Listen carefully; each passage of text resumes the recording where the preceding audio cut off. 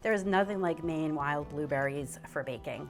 If you're snacking, the cultivated berries are fine. You know, they're big and they're juicy, but the wild blueberries are smaller, they're concentrated in flavor. So when I'm making anything from muffins to pancakes to pies, I always use the Maine wild blueberries. If you're not lucky enough to live in Maine, you can probably find them in your freezer section. So today, instead of making a pie, I thought I would make a cobbler. Cobblers, crisps, crumbles, slumps, they're all the same. They're berries on the bottom covered with a topping. So crumbles and crisps have more of like a nut oat topping, and a cobbler has more of a biscuit topping. So that's what I'm gonna do today. I'm gonna show you how easy it is to make. So to get started, I'm going to basically make it right in my pan. I've just got an oven-safe dish. You can use a pie plate also. And I've got about 4 cups of blueberries.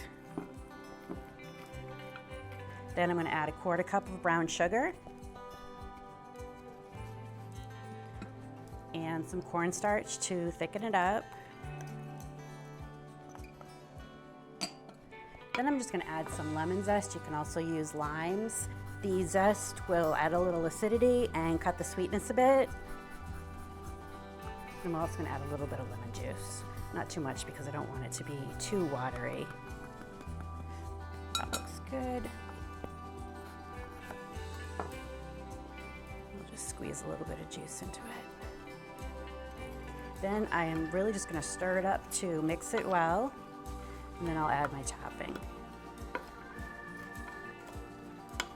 The cornstarch is going to help the juices thicken up, and we're going to get a nice syrupy blueberry jam kind of thing going on the bottom. Okay, that looks good.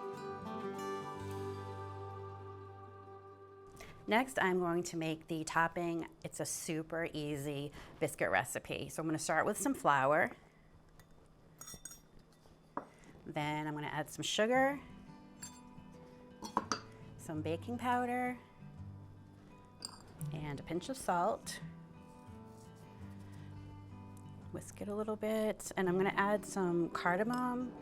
I'm a huge fan of cardamom. It's similar to cinnamon, so if you don't have any cardamom, you can absolutely use cinnamon. And then I'm going to grate some nutmeg into it as well.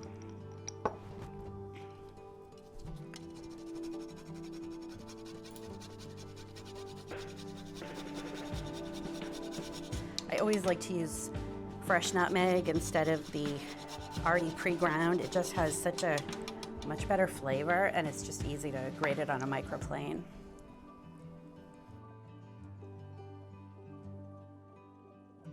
Now I'm going to get working on my wet ingredients. So I'm going to crack an egg into my bowl.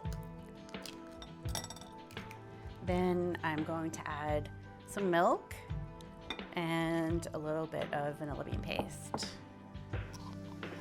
It's going to give it a really nice flavor.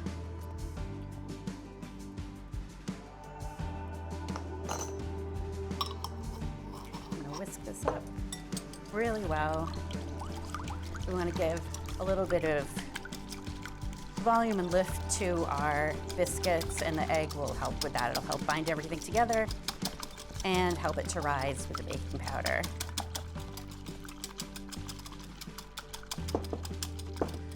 All right, that looks good. Then I'm just going to add my dry ingredients and get everything whisked until it's nice and combined.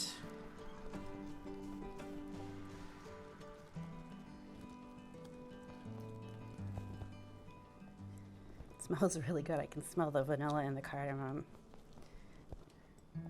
All right, it's getting pretty thick, so I'm gonna switch to my spoon now. Just finish mixing it up.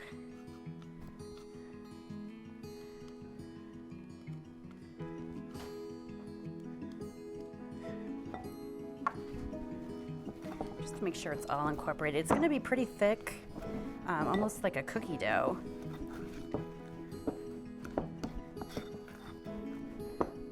Okay, that looks good.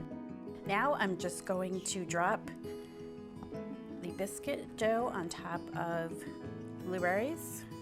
I don't want to cover all the berries, but cover a good portion of the pan with the dough.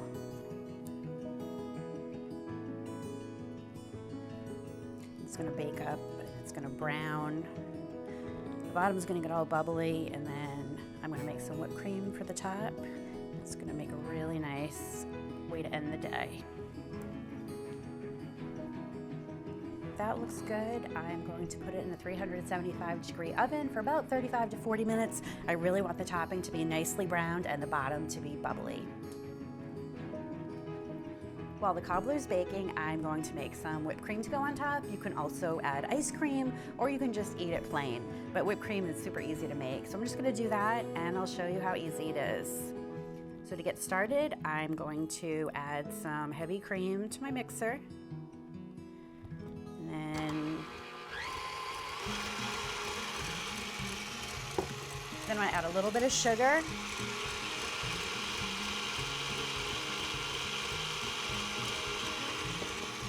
And some vanilla bean paste. You can use vanilla extract if you want to, or you can just leave it out.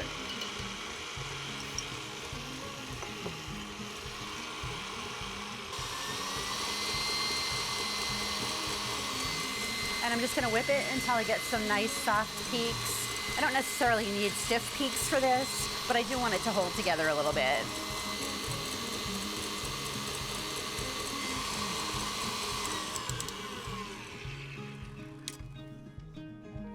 That looks pretty good. Get a nice peak there, and I'm just gonna put it in the fridge until the cobbler's ready to eat.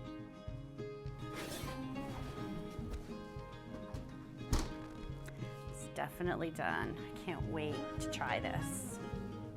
I probably should let this cool a little bit because it'll thicken up a little bit more and get more jammy, but I just can't wait to break into it. So I'm gonna put some in my dish.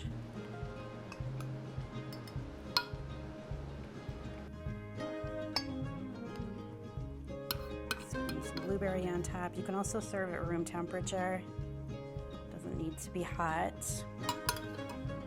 And then I'm just gonna top it with my beautiful whipped cream.